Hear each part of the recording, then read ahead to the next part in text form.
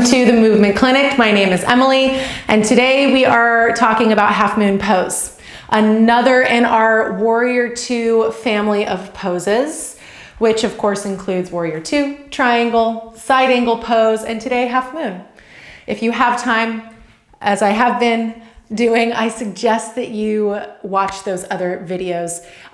These are in the same series or family of poses because they demand the same actions, more or less, of our muscles and our body.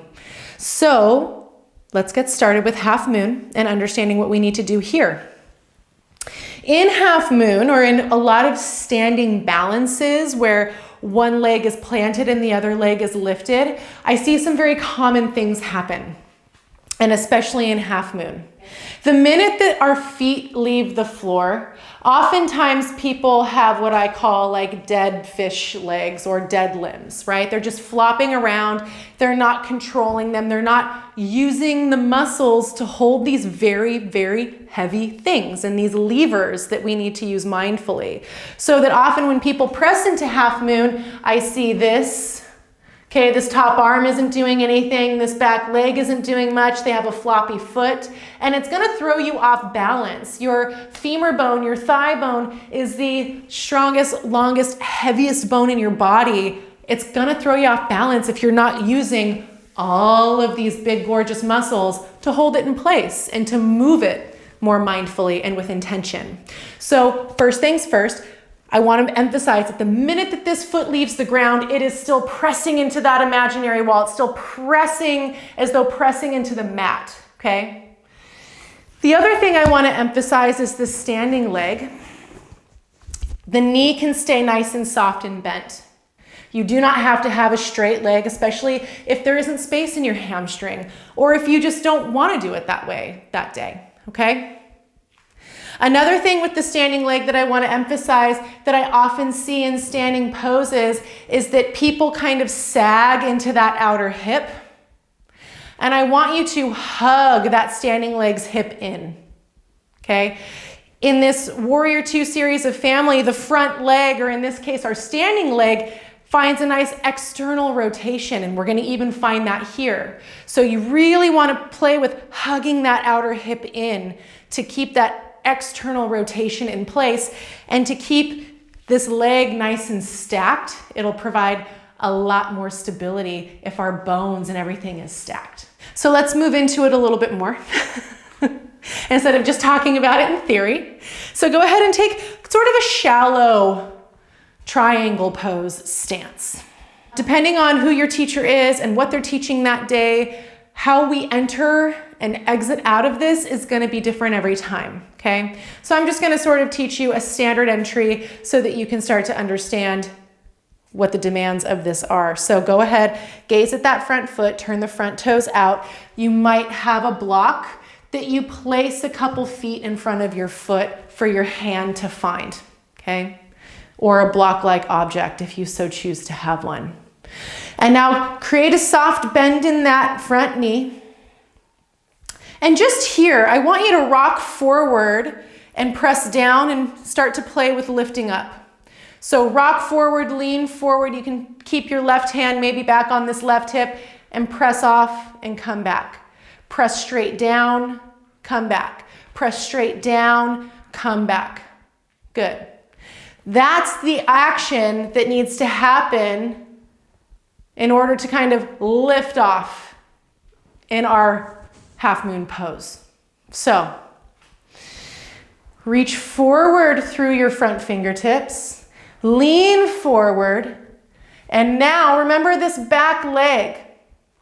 As we press off, flex the foot, strong leg immediately. Press straight down on that standing leg, lengthen the leg as much as you're gonna lengthen it. Soft bend, big bend, whatever feels nice for you, or maybe in a supported length. And then notice if you're really sagging into that standing leg's hip. Find that external rotation, hug that outer hip in. Press out into that imaginary wall with the lifted foot, strong lifted leg. Draw the low belly up and in. Absorb the low ribs. And then start to roll this top shoulder open and reach the top hand up. So that top wrist is stacked over shoulder, top shoulder stacked over bottom, and straight over the wrist. And then to come out, bend that standing leg and simply softly land the lifted leg down. Now let's try that on the other side. I'm going to do it now without the block, but also using the wall, okay? So I love the wall in half moon. It's a great way to start feeling what stacked shoulders and hips are supposed to look like, but without that feeling that you're going to fall back. You have something to help support you here while you train your muscles what they're meant to do while you're flying that back leg up already, okay? So I'm gonna stand pretty close to the wall here. And I'm gonna have my shallow triangle pose. Left toes are gonna turn out. Draw the low belly up and in. Soft bend in my front standing leg, in this case, my left leg. Back hand can be on hip or wherever you want, really. Good. And then lengthen forward. Flare these front ribs forward as I begin to reach forward, press off. Strong lifted leg. Supported external rotation of my standing leg. And now here, notice, I'm going to try to roll my shoulders and my hips open so that everything can find the wall. How good is that? Low belly draws in, absorb the low ribs, and lengthen my heart forward towards the front foot or the front shoulder or through the crown of the head, whatever makes sense. And then to come out, gaze down, softly bend that standing leg and float on out. Cool. So there you go, half moon pose. Definitely strong, but remember, standing leg in standing poses can be as bent as you need, especially as the hamstrings warm up. But that lifted leg, powerful the moment that it leaves the floor, as though it never left the floor. Strong flex through the foot. Okay, well, let me know what you think. That is half moon pose, and I will see you next time on the Movement Clinic.